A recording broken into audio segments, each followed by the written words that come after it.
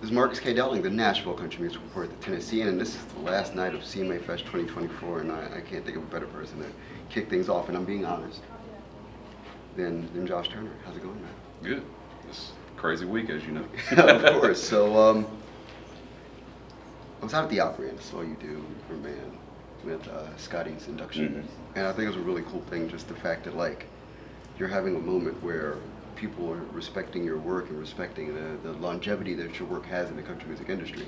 So talk to me about that, like when you wake up and you're like, hey, you know, like the same thing that happened for so many other artists who are legends, icons, happening for you.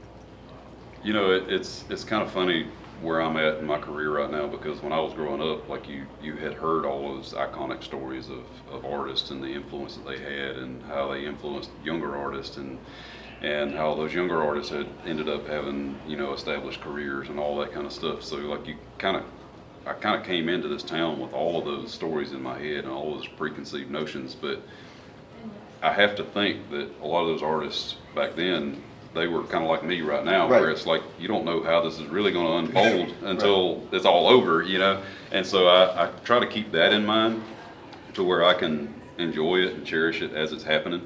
But to see, you know, how I had an impact on an artist like Scotty and how, you know, his career is taking off and he's being successful, it makes me proud, because it's like, okay, you know, I influenced him in a way to where he's carrying himself in the right way to where he can have success. And so it's cool. But that night when I inducted Scotty, there I am standing between the guy that influenced me and inspired me to move to Nashville and the guy that's kind of following in my footsteps, so to speak. So that was a weird place for me to be. I think I said that on stage that night, but it was an awkward spot to be in, but I was very honored to be there. Right, so I was, you know, doing some prep notes earlier today in the stadium, and then this whistle blew over, and I was like, somebody's gonna hear that for the first time tonight, ever in their life. So talk to me about the impact of things like that are parts of songs that are like fundamentally a part of the history of country music now. Yeah, you know, it's something that's easy to take for granted because I've heard it a million times, you know, but you're right. I mean, I come here to CMA Music Fest and I meet people from all over the world. Right.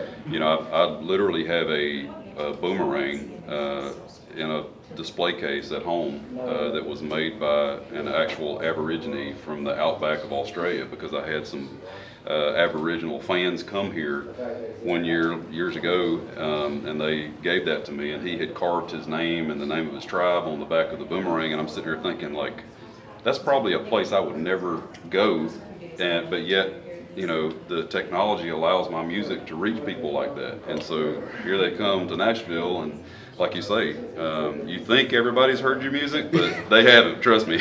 Right. So as far as for you right now, you have a record coming.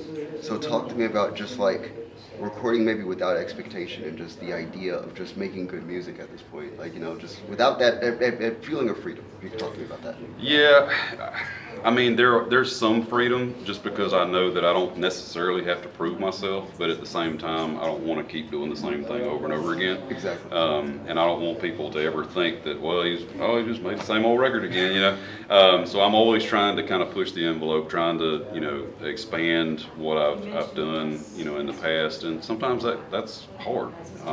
You know, you can only find so many ways to do the same thing in a different way, and so it's like reinventing the wheel every time I go back in the studio. But I know kind of the main elements that it takes and the requirements that it takes to go in and make that happen. And I've surrounded myself with a great producer and great musicians and engineers and guys that kind of understand what the shared goal is. And so we go in and do our best and just, you know, hope the fans appreciate what we did. Absolutely. So final question, I've been asking everybody this weekend.